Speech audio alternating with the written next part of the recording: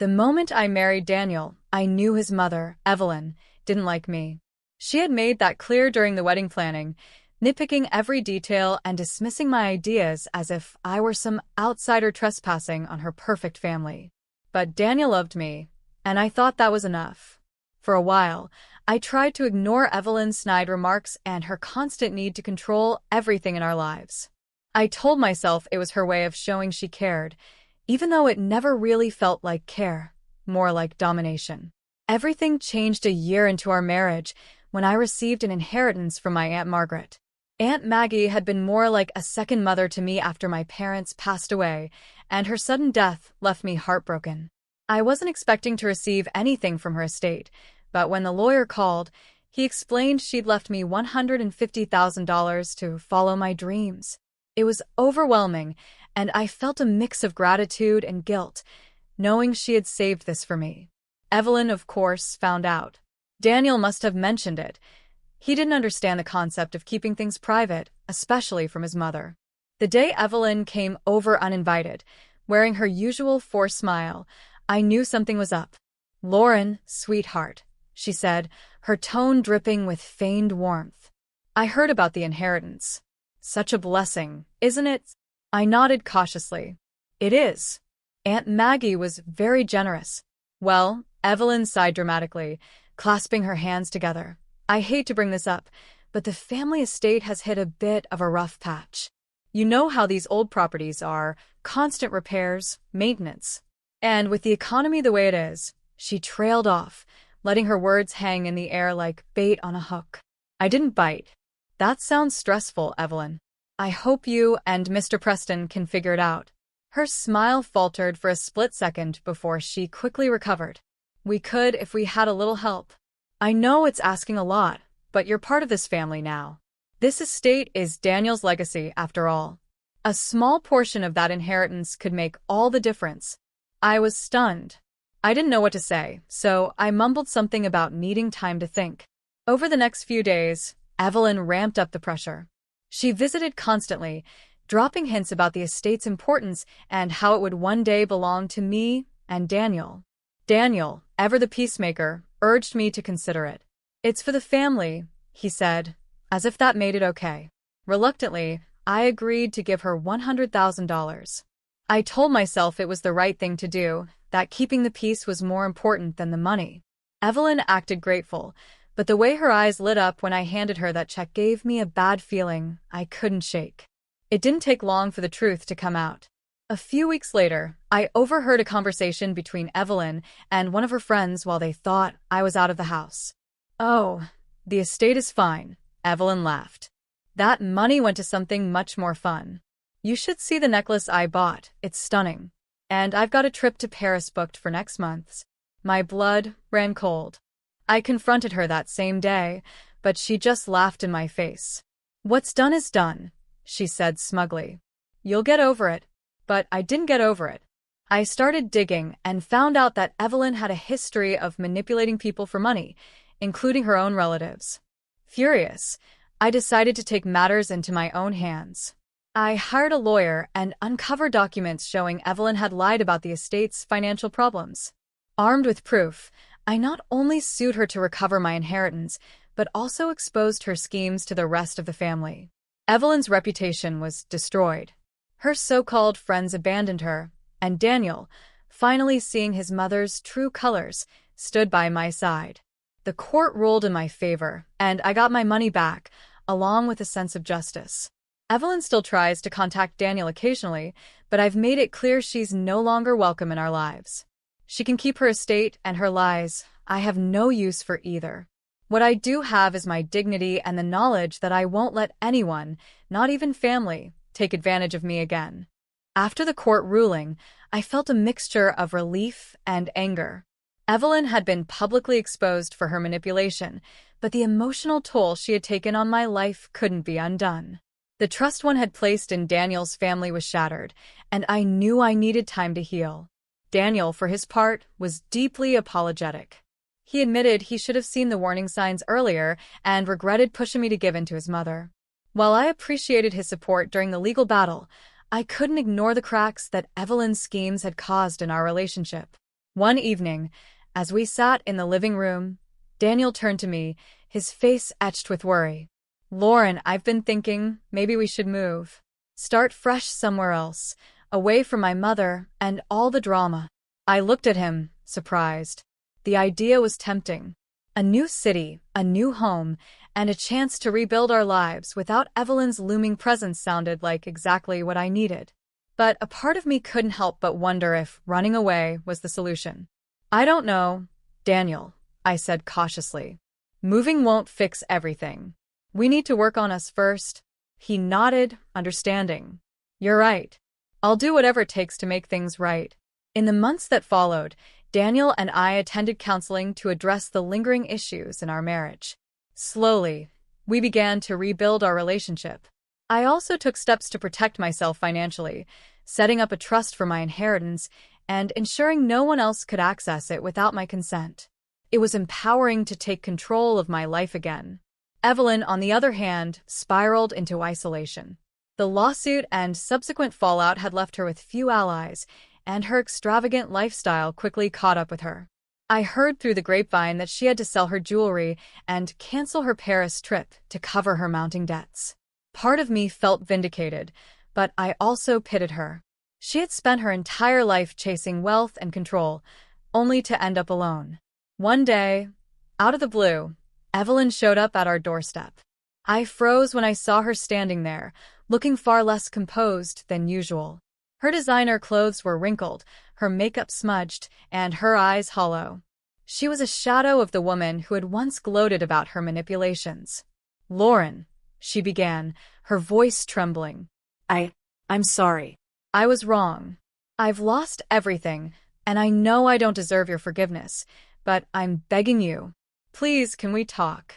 I stared at her, my mind racing. Part of me wanted to slam the door in her face, but another part of me felt a twinge of compassion. After all, I wasn't like her. I didn't thrive on someone else's misery. Still, forgiveness didn't mean forgetting, and it certainly didn't mean allowing her back into my life. "I don't think we have anything to talk about, Evelyn," I said firmly. "You made your choices, and now you have to live with the consequences." Her face crumpled, and she started to say something, but I closed the door before she could continue. Daniel, who had been listening from the kitchen, walked over and put his arm around me. "You did the right thing," he said softly. Over time, life returned to normal. Daniel and I moved forward, stronger than before, and I focused on building the future Aunt Maggie had always wanted for me. Evelyn faded into the background, a reminder of the damage greed and manipulation can cause. In the end, I learned that standing up for myself wasn't just about getting back what was stolen, it was about reclaiming my voice, my strength, and my peace of mind. And that, more than anything, was the true victory. Months turned into years, and the shadow Evelyn had cast over our lives slowly dissipated. Daniel and I had settled into a healthier, more balanced dynamic. Our communication had improved, and the trust that had been fractured was now stronger. We even bought a modest but beautiful house far from the toxic environment his family had created. It felt like a fresh start in every sense of the word. One day, as I was sorting through some old boxes in our attic, I came across a journal that belonged to Aunt Maggie. I hadn't had the strength to go through her things after her passing, but now, curiosity overtook me. I sat down and began flipping through the pages. Each entry was a mixture of her thoughts, dreams, and lessons she had learned over the years. One entry stood out. It was dated a few years before her passing and read, "Asterisk, to my dear Lauren. If you're reading this, it means you've come into your inheritance. I hope you use it wisely, but more importantly, I hope you use it to create a life that makes you truly happy. Money is a tool, not a goal, and the real wealth in life is the love and peace you surround yourself with. Never let anyone take that from you, asterisk." Her words hit me like a tidal wave. Aunt Maggie had always been the voice of reason in my life, and even now, her wisdom guided me. For so long, I had focused on fighting to reclaim what Evelyn had taken, but I realized it wasn't the money that mattered. It was the sense of self-respect I had regained. That realization pushed me to start something new. I decided to use part of the inheritance to fund a program in Aunt Maggie's name, a community center that offered financial literacy classes, career counseling, and support for women going through difficult situations. It was my way of turning something painful into something meaningful, and it felt like a tribute to the woman who had believed in me. The center became a success. Women from all walks of life came through its doors, and each time I heard their stories of resilience and courage, I felt a deep sense of purpose. It wasn't just about helping them, it was about honoring the strength I had found within myself. As for Evelyn, I never heard from her again after that fateful day at the door. I sometimes wondered what became of her, but I never let it consume me.